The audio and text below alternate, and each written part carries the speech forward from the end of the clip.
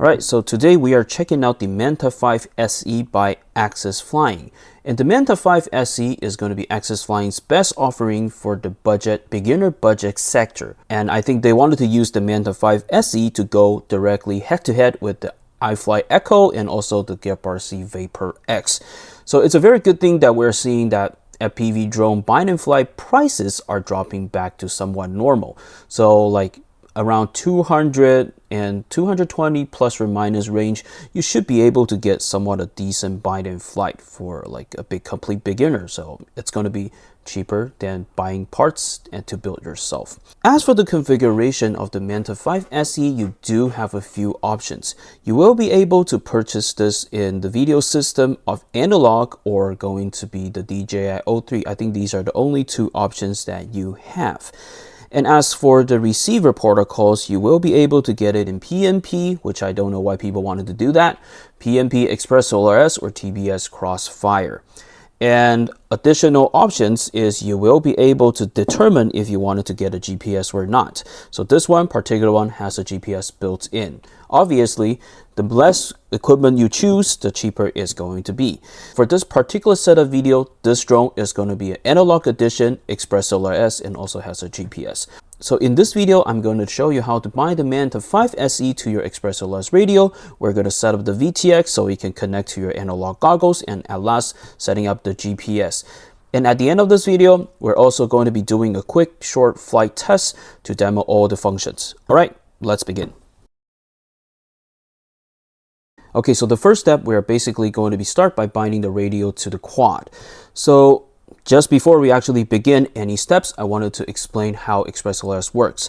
So Express ELRS, you will have to have the exact same firmware on your, not the exact same firmware, you will have the same firmware versions on your RX and on your TX in order for them to bind, which means the AxisFlying is shipping out as Express ELRS 3.5, and my radio will at least need to be at 3.x something. It can be 3.2, 3.3, 3.4, 3.5. As long as it starts with the 3, they will work together.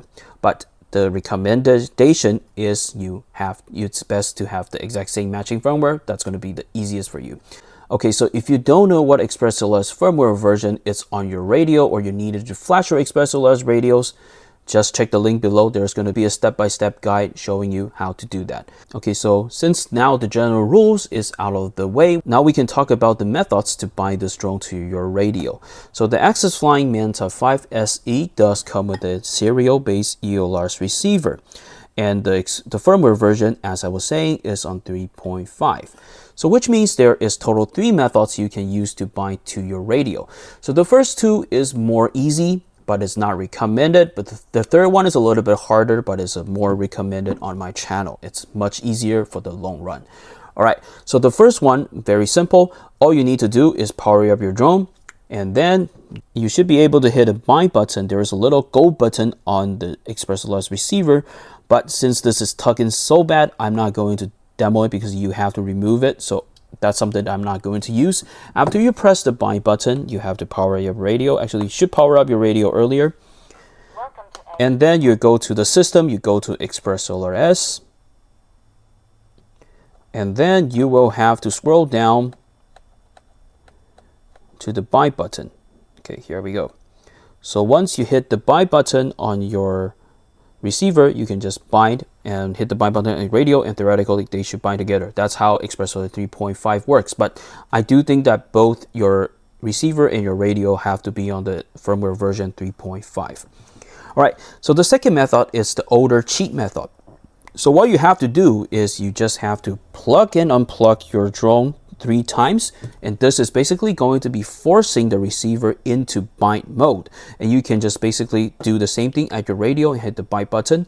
Okay, so if you have successfully bounded using this method and just wanted to go fly directly, no problem, just leave and go fly. But if you are a little bit more interested how the pros set it up, please stay in this video and I'm going to show you how. We're going to set up the binding phrase. So basically how binding phrase works is you just have to set up a code, a specific serial of numbers or letters on your receiver, and the same sequence of phrase goes onto your radio TX. So as long they match together, and as long you're at the same firmware, as long you power these two up, they're just going to bind automatically without you hitting a button. That's the easier way to troubleshoot, in my opinion. All right, so to set this up, we will have to move to our computer, and basically let's get going. Okay, so to get the Manta 5 set up, we're basically going to be coming to our computer. And what you have to do, since this pad is specifically soldered to a 4.5 pad, all you need to come here is you will just have to plug in. You just have to plug in a USB-C cable, and you can see that basically the ExpressLRS receiver is start blinking. So we're going to be setting this up via Wi-Fi, as this is still the easiest method.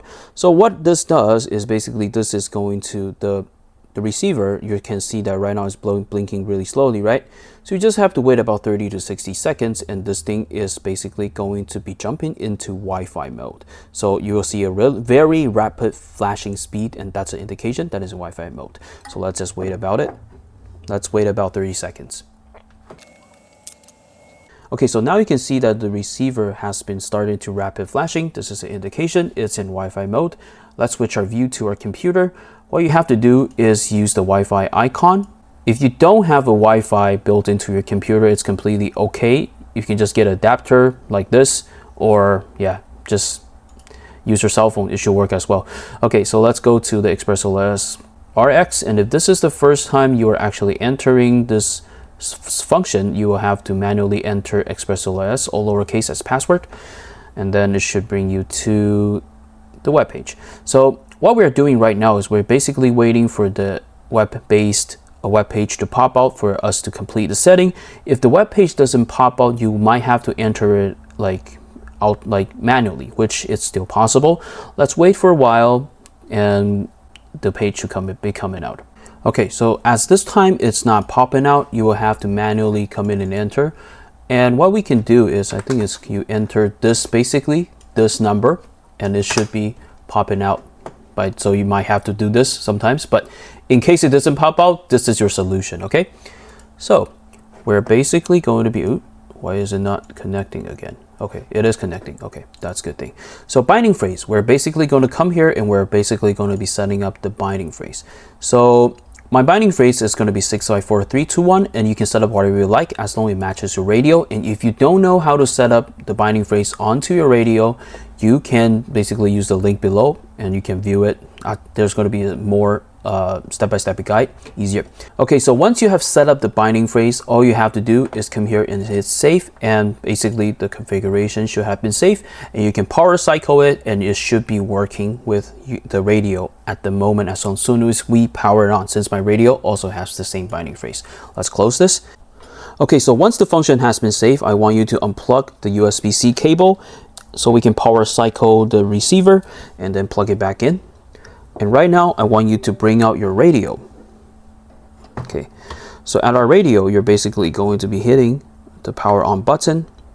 And as long as you have the binding phrase set up, they should automatically bind together. So let's wait for a second for the ExpressLRS TX to power up. Okay, so you can see that now the receiver is solid. So this is a successful bind indication. All right, the next place I will want you to go is I want you to go to the software Betaflight. So right here, and if you don't know where Betaflight is, like what is Betaflight, you can just basically download it below. The link is going to be right there. All right, once you have connected to Betaflight, I want you to hit connect right here. So this next step, we're just basically going to be setting up everything just to set up our mode switch mainly, because since this is a binding flight quad, there is not much that you need to actually enable or disable to set up. All right, so it should be fairly simple. So let's just basically go down to the receiver tab. So this is a place that we can basically test to see if we actually get any stick inputs. So if you move your throttle like that, you can see that your throttle is moving. If you move your roll like this, you can see that roll, pitch, and yaw. So okay, every setting is correct. Next, let's go to the modes tab. So the modes tab, yours might be different if you are first basically having it, because I already set it up in my testing video.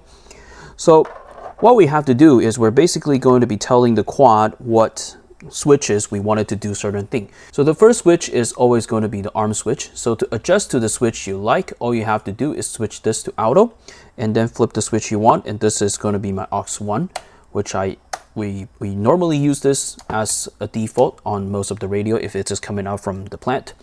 All right, so next we're going to be telling the quad what flight modes it wants to be on. We want it to be on. So we have angle, horizon, and basically the next on the top there with nothing, this is going to be our acro. We're basically going to be setting up at aux 2, this button right here. So you can see that at the bottom it is at angle, in the middle it goes to horizon, and on the top it goes to like acro mode. So if you don't like this configuration, you can always move this bar around, and you can see that right now it's like going like that. So but since that this is my setup, I'm gonna keep it like that. All right, so for GPS rescue, this quad does have GPS rescue. So I'm going to be setting up, this is my aux 4, but let me just put it on auto, just make sure. So aux 4, if I flip it, I want it to have GPS rescue on the top. This is correct. And this quad also has a beeper built in. So beeper, let's put it on auto, and this is my beeper switch. Okay, so it goes here. All right, so once we're done, we can hit save. So the next step, we are going to go into the video transmitters tab, and I'm going to teach you how to set up the video transmitter. So everything should be loaded already, the VTX table whatsoever. All you have to do right now is to just select the band and your output power. Particularly for me, I like to use the race band, but you can do whatever you like. And channel 1, and the power consumption level, let's just put 25 at the moment since we're just setting it up. Okay, so currently it's not going to work because you do have to power up your VTX by plugging in a lipo. So we're just going to hit save right now. And we're also going to be bringing out a little FPV monitor. So this one currently has the configuration set up as R1. Okay. So our channel currently is on R1. So you can set up whatever band and channel you like, but you just have to manually switch the matching channel on your goggles. So I want you to bring out a LiPo battery, and basically what you're going to do, you're going to plug it into the quad. And then you can see that we're actually getting footage coming out from the VTX. So this is a successful indication that it's working. The next step, we are basically going to be setting up the GPS. You can basically unplug your battery since we're not going to use it for now. Most of the stuff have already been set up for you there, so there is not much that you have to do to make it work. Okay, but there is an important place I want you to go in order to get it set up right. Okay, so we have to go into the failsafe tab. To have GPS rescue actually functioning, you will have to stay on the ground until you have at least 4 GPS locked. So to have GPS rescue enabled. If you don't have that, it's not going to work. And the place I want you to look at is basically this. This is the default setting that is coming out from the factory. It's basically going to be allowing you to not have a GPS lock and takeoff, which is going to be resulting that your GPS not working. And if you take off like this, and if you wanted to use the GPS, and if you take off like this, basically the OSD is going to be showing you a message saying that GPS is not locked, it's not going to work. But if you decide to flip a switch of the GPS rescue, your quad is just going to fall directly out of the sky. So if you want GPS rescue, make sure you disable this one, okay? You will be grounded on the ground for a while to have GPS lock. So do know that this is not your equipment problem, it's because you don't have a GPS lock. So once you are done, you can hit save and reboot. All right, let's connect again, and let's go to the GPS configurator, and basically you can just leave all these as default. These are the default AxisFlying GPS setups. And after this, basically we are done. All right, so basically this wraps us up the setup portion. And now let's take the AxisFlying Manta 5 SE out for a little spin. All right, so finally we're able to come to my not so local park in Orange County finally we have more space than usual and less people. So this is actually perfect. We're gonna be test flying the AxisFlying Manta 5 SE. And also we will be using the Ovonic Rebel 6S LiPo. This is a 130C version. All right, without further ado, let's plug it in and let's test all the functions. All right, so since the GPS actually took forever to lock and it's just not locking to any satellite at all, so I decided I just wanted to test fly it directly to see how we feel about the AxisFlying. So I don't know, like this GPS, I was waiting for like 10 minutes already, and just like it detects satellites, but it just doesn't lock. Maybe there's some interference somewhat really strong around here. Maybe that's the main reason why that it is actually giving me this issue. But yeah, at least we get to fly this, and I can show you like what I feel about this drone, and you can decide if you wanted to buy it or not. So in general, this drone is actually, yeah, so the current setting is definitely configured for like more long range-ish purpose. So yeah, because like the tuning wise, it's like not very agile. You can see that if I wanted to do like a roll, you can see that it takes a while to complete the motion, and it's just not like very snappy. So I think that's the purpose of, yeah, that's what they're trying to, I think this is what they're trying to do for this particular quad. So better not fall into this thing. It would be hard to find it, yeah. Although this is big, but I just don't want it to enter those kind of places. But you can see that the camera actually is pretty decent. I think this is a like a go-to camera if you like really wanted to stay like within budget or some sort. This is definitely going to be the camera that you wanted to get. So for this Axis, I do think that there is a potential that you could configure it to be like a freestyle purpose. You can probably adjust the camera angle a little bit higher. I think this is a default camera, or maybe because I just hit it somewhat, but it's kind of low and you're not going very fast. But in general, I think you can just adjust it, and also for probably just play with the tunings to kind of like make it a little bit snappy. Probably this is something that we're going to do in another video, so we will be able to like, I can just show you like, oh, this is actually doable. So another thing probably I would change is the antenna. So if you're doing like a freestyle-ish flight, the antenna is a little bit too long, but obviously longer antenna generally should give you bigger like a extra flight range, because you're just sending signal a little bit farther. You have a longer hand, right? So yeah, so this is 800 milliwatts. You should be able to go to 160. So yeah, I like this park. It's really nice that, oh, I wish I lived in Orange County, that there's a lot more places that you can actually fly compared to here. Yeah, I wish I can test the GPS here. It's going to be a lot better compared to like having to test it around my house, but for some reason I just cannot get any like signal at all.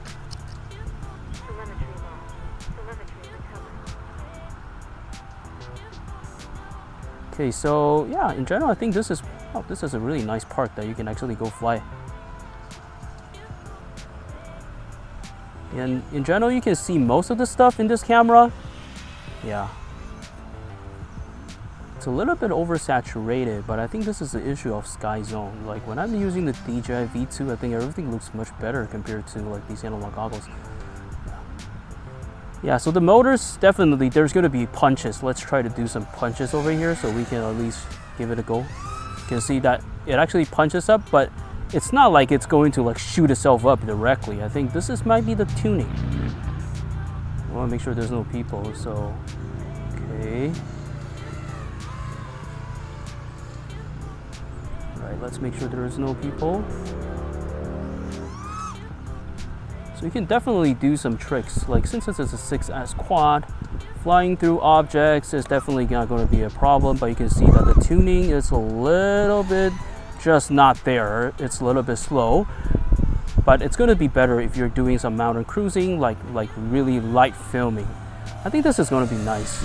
But overall, I think the price point, I think this is AxisFlying's head-to-head to iFlight. I think they're trying to compete with the Echo, and it's good to see that things are actually getting cheaper and cheaper. Like I think they're trying, not cheaper and cheaper, but it's like getting to at least to like a price that is at least not insane, and like kind of like for people that are actually within the budget market. So this is something that is worth it. If you're just going to get like a bind and fly quad that was able to do like a mid-range, that sort of thing, this is going to be perfect. But later on, probably I'll just release a video we might have to solder this GPS to a different location, so at least it will be able to be powered on via a USB-C cable, because right now it just doesn't power on. You have to plug in a battery, and when you plug in a battery, all the VTX, everything start working, and yeah, just not good for like interference. I think also this might be the reason why that I'm getting so much interference during the thing, that I wasn't able to get a GPS lock. But in general, like after you have like, I don't remember the exact number, but I think you need to be 100 feet or 100 kilometers away. Oh, not 100 kilometers, 100 meters away. Then you flip your rescue mode switch, and then basically it's going to just come back directly to somewhere. So that's something that you might want to consider with the GPS. But anyway, yeah.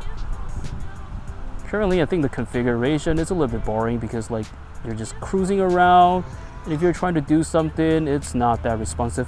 So this is something that you probably will have to adjust later on. We're just going to adjust later on in my another video, so we can probably just look at it at the sense. It probably will be in the review video. But anyway, so I think that's about it. There's not much that I have to say about this for now, since this is more like a initial, like first impression flight-ish type of flights. So anyway, yeah, if you wanted to check out the AxisFlying Manta 5 SE, links are going to be down below. And if there's going to be any additional questions or comments, just please feel free to leave it down below in the comments section. And I will see you in the next video. Bye for now.